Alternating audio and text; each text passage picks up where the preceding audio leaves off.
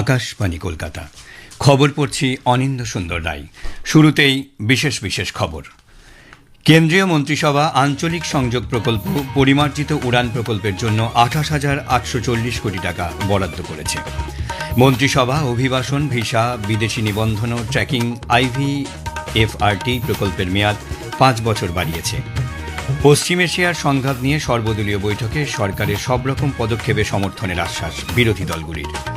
রান্নার গ্যাসের refill booking নিয়ে বিভিন্ন সংবাদ মাধ্যমে প্রচারিত খবরের প্রেক্ষিতে সরকার স্পষ্ট জানিয়েছে, বুকিংয়ের সময়সীমার আপাতত কোনো পরিবর্তন হয়নি। সরকার জানিয়েছে, দেশের 26 কোটি টন অপরিশোধিত তেল শোধনের ক্ষমতা রয়েছে। জনগণকে এ নিয়ে আতঙ্কিত হয়ে গুজবে বিশ্বাস না করার আবেদন জানিয়েছে পেট্রোলিয়াম ও প্রাকৃতিক গ্যাস মন্ত্রক। পশ্চিমবঙ্গে বিধানসভা নির্বাচনের জন্য গতকাল তৃতীয় প্রার্থী তালিকা প্রকাশ করেছে বিজেপি। তাতে ঘোষিত 19 জন প্রার্থীর মধ্যে রয়েছে অভয়ার মা রত্না দেবনাথের নাম। সাময়িক যুদ্ধবিরতির পর আফগানিস্তান পাকিস্তান সীমান্তে গতকাল ফের দুপক্ষের সংঘর্ষ শুরু হয়েছে। পূর্ব আফগানিস্তানে কমপক্ষে 2 জন নাগরিক নিহত হয়েছে, আহত বেশ কয়েকজন।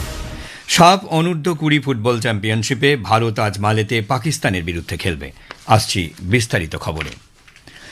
কেন্দ্রীয় মন্ত্রিসভা গতকাল আঞ্চলিক সংযোগ প্রকল্প পরিমার্জিত উড়ান প্রকল্পের জন্য 28,840 কোটি টাকা বরাদ্দ করেছে।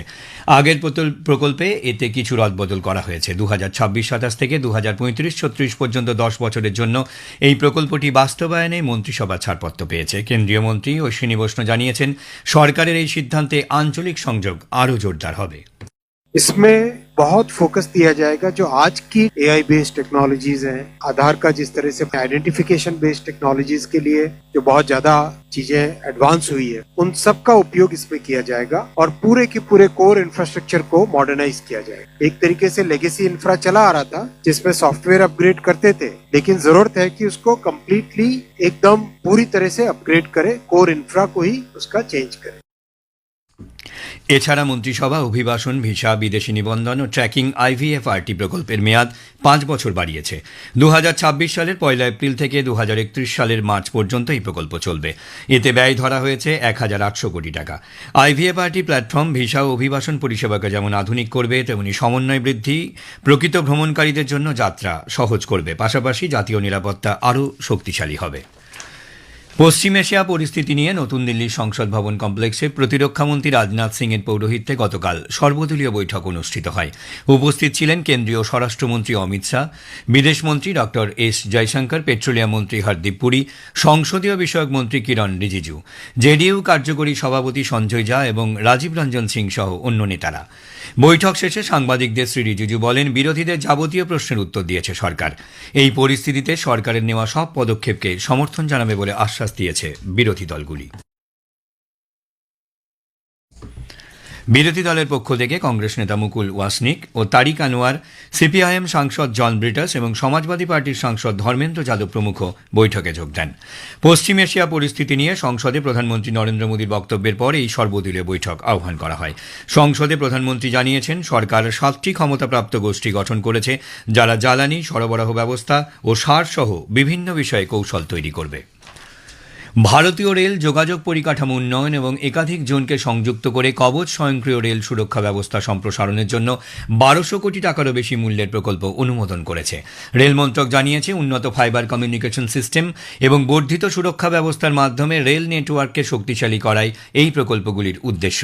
মন্ত্রক জানিয়েছে, সেন্ট্রাল রেলওয়ের 5টি বিভাগ জুড়ে 600 কোটি টাকারও বেশি ব্যয়ে একটি শক্তিশালী ডুয়েল ফাইবার কমিউনিকেশন নেটওয়ার্ক স্থাপনের জন্য 2টি বড় প্রকল্প অনুমোদন করা হয়েছে।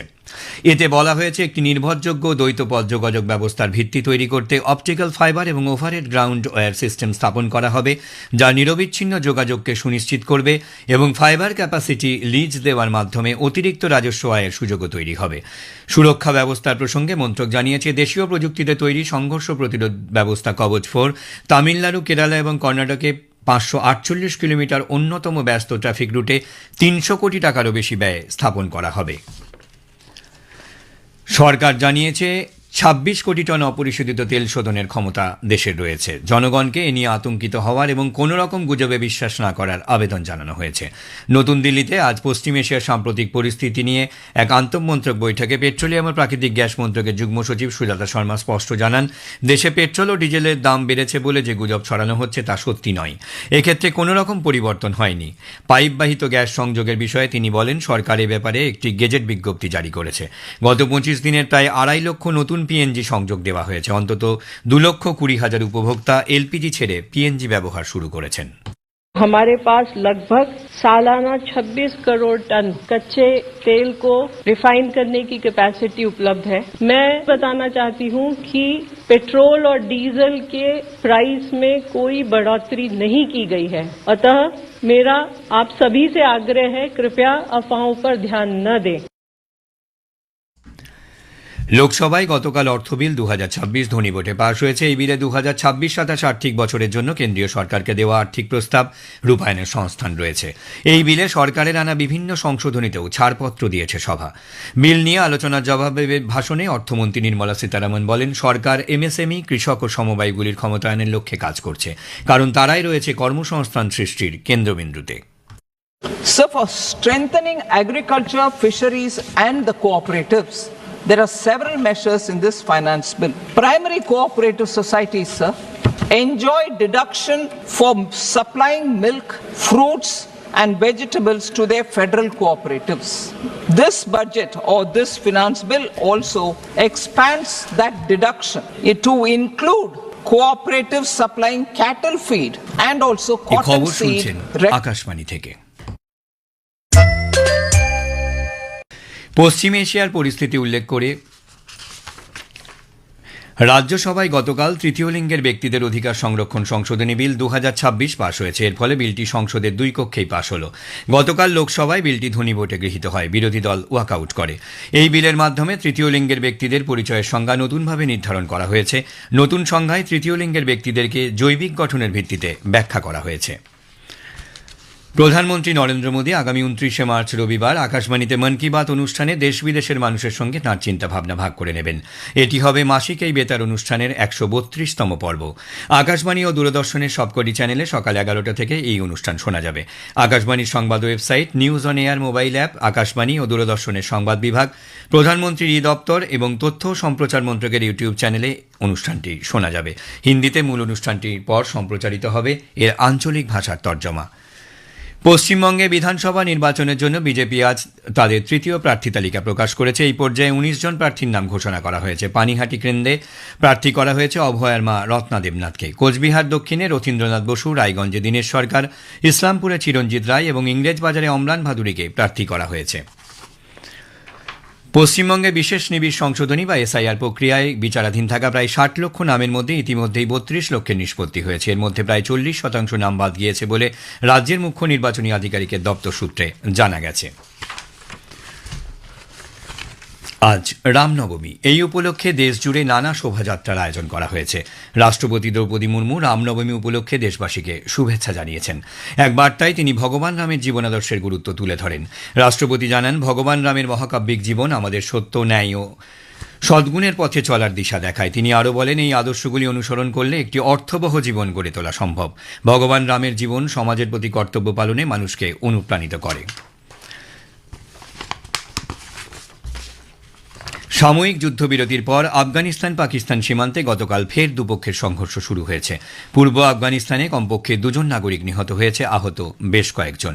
আফগানিস্তানের কুনার প্রদেশের মুখপাত্র জিয়াউর রহমান জানিয়েছেন, পাকিস্তানি বাহিনী নারাই এবং সারকানো জেলায় গোলাবর্ষণ করেছে। আফগান বাহিনীও পাল্টা হামলা চালিয়ে ডুরান্ড লাইনের সারকানো জেলার নওয়াপাস এলাকায় পাকিস্তানের 3টি পোস্ট ধ্বংস করে দিয়েছে। দক্ষিণ এশীয় ফুটবল ফেডারেশন সাফ অনূর্ধ্ব 20 চ্যাম্পিয়নশিপে ভারত আজ অভিযান শুরু করবে। মালেতে আজ প্রথম ম্যাচে ভারতের প্রতিপক্ষ পাকিস্তান। শনিবার দ্বিতীয় ম্যাচে বাংলাদেশের মুখোমুখি হবে ভারত। গ্রুপ বির উদ্বোধনী ম্যাচে বাংলাদেশ পাকিস্তানকে 2-0 গোলে হারিয়ে অভিযান শুরু করেছে। শেষ করার আগে খবরের বিশেষ কিছু অংশ আরও একবার।